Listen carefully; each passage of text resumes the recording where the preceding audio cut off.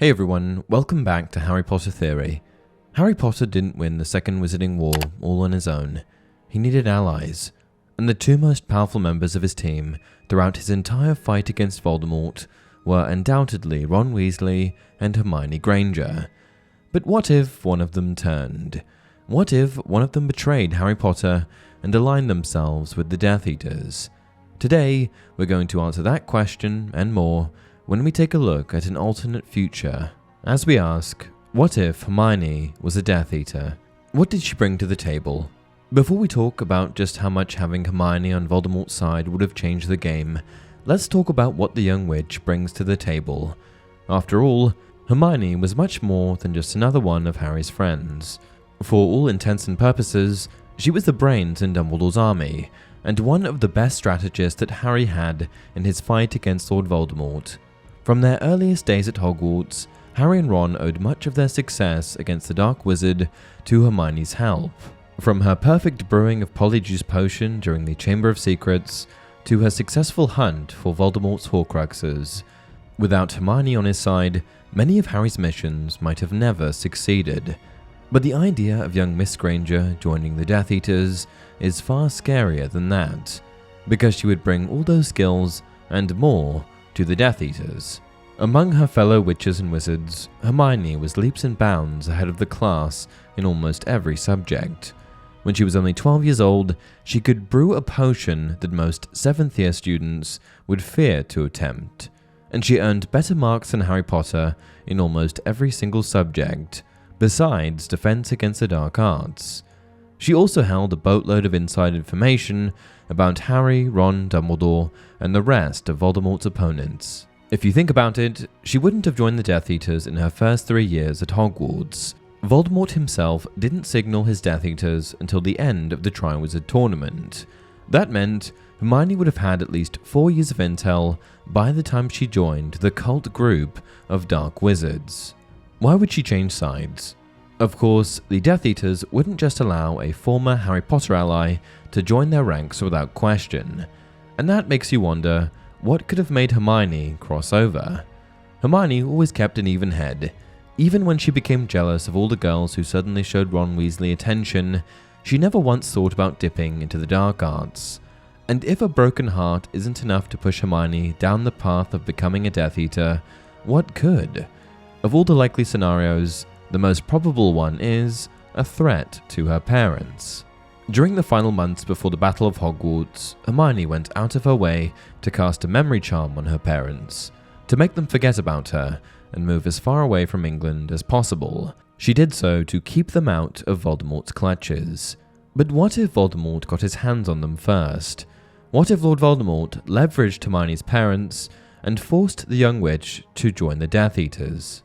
Considering how fiercely loyal Hermione was to her friends and to Dumbledore's cause, she would never abandon them without good reason, and protecting the lives of her parents was certainly the right call. How would Voldemort use her?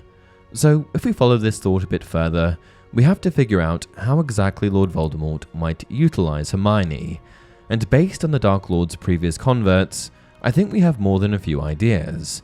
Let's just go ahead and assume that some of our previous theories are right.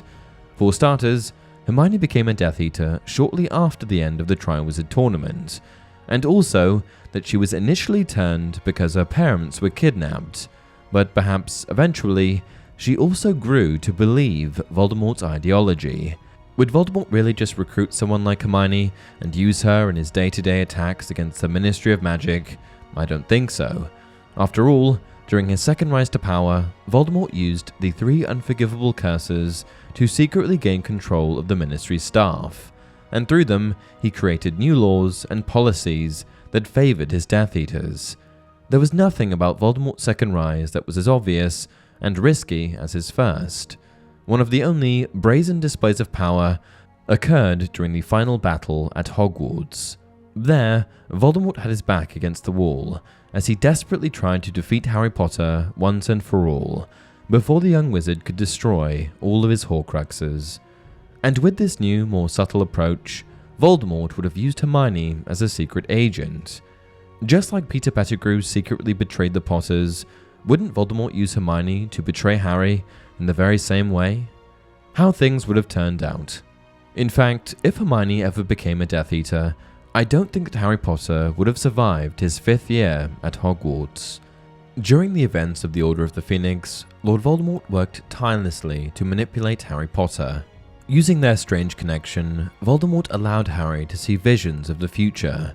Whenever Harry received these visions, he had no idea that Voldemort might have fabricated them. Even though Albus Dumbledore wisely foresaw that issue and instructed Severus Snape to help Harry defend against it, the young Gryffindor student couldn't quite grasp the full picture. Eventually, after witnessing a vision of his godfather, Sirius Black, at the mercy of Lord Voldemort, Harry decided to act.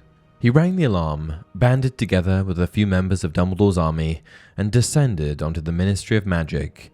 But once he was there, he learned that the vision had been planted in his mind. Voldemort had tricked Harry into racing into the heart of the Ministry of Magic, hoping that the boy would track down the prophecy that the Dark Lord desperately needed. Harry survived, of course, thanks to his friends, like Hermione, and the sudden arrival of the Order of the Phoenix. Harry lived to see another day. But if Hermione had been a Death Eater, then that night would have passed much differently. Throughout the entire year, Hermione would have encouraged Harry's belief that the visions were real, and with Voldemort's help, she would have isolated Harry from Dumbledore's army. It would have been easy, too. In that 5th year, Albus Dumbledore strangely tried to cut ties with Harry. Of course, later on, we would discover that Dumbledore did that to try and protect Harry, but at the time, Harry couldn't help but be hurt. Voldemort would have used that to his advantage, and through Hermione, would have pushed Harry to lose faith in the headmaster. By the end, Harry's lack of conviction would have reflected in Dumbledore's army, and they would have disbanded, not because they were discovered by Dolores Umbridge, but because they just didn't believe in the cause anymore. So when Voldemort laid his final trap and lured Harry Potter to the Ministry of Magic, Harry wouldn't come along with his army, and Hermione would have made sure that Harry never uttered his coded message to Severus Snape. They had Padfoot at the place where the thing is hidden. In the end, Hermione would play Voldemort's hand perfectly and sneak Harry into the Ministry all by himself. When Harry reached for the prophecy, it would have been just him and Hermione, and once he held the orb in his hand, the Death Eaters would arrive. And in that moment, Hermione would reveal her true colors and switch sides. All alone and without anyone around to help him, what could Harry have done? If Hermione truly became a Death Eater, she would have realized that Harry, like any true Gryffindor, was a leader, but without his fellow wizards and witches by his side, Harry would be powerless against so many Death Eaters.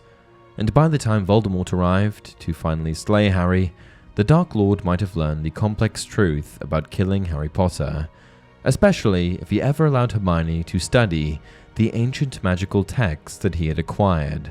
Voldemort couldn't directly kill Harry, not with the killing curse it seemed, because of the potion he used to recreate his new body. Hermione would have discovered that during her transition to the dark arts, and after she informed Voldemort, the Dark Wizard would have created a brand new method for ending Harry's life, that night within the Ministry of Magic.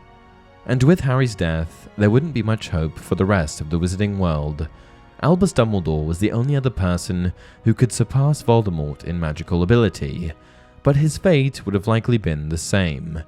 Whenever Dumbledore would eventually try to acquire all of Voldemort's Horcruxes, he would have temporarily lost his senses, and attempted to use the Resurrection Stone on Marvolo Gaunt's ring in an attempt to bring back the spirit of his deceased sister.